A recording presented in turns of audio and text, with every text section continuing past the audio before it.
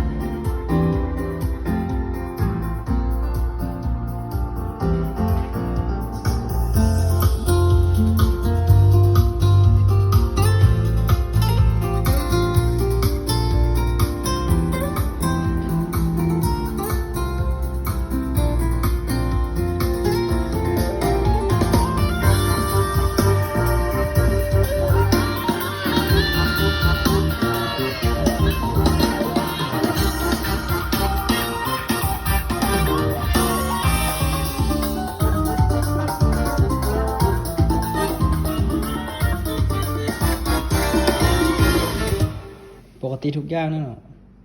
แต่ยังพอได้ลงแซมปุ่มทุกอย่างกดง่ายเนาะรับประกันให้ เอาลองเป็นทานทุกอย่างโอเคเบิดมีรับประกันให้เด้อ2 เดือนเนาะเครื่องนี้ว้าวอย่างไรปกติ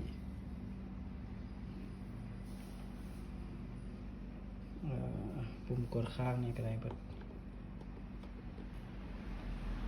กดง่ายเนาะบ่กดยากเนาะสภาพมันค่อนข้างที่จะดีสมควรเครื่องนำเข้าเนาะเธอเลยสภาพประมาณนี้ท่านใดสนใจทักมาเลยเนาะจะเป็นเบอร์9เบอร์95522326สภาพแจ่มๆเนาะสภาพนี้ค่อนข้างหายากเนาะวันเครื่องนำเข้าได้จะบ่มี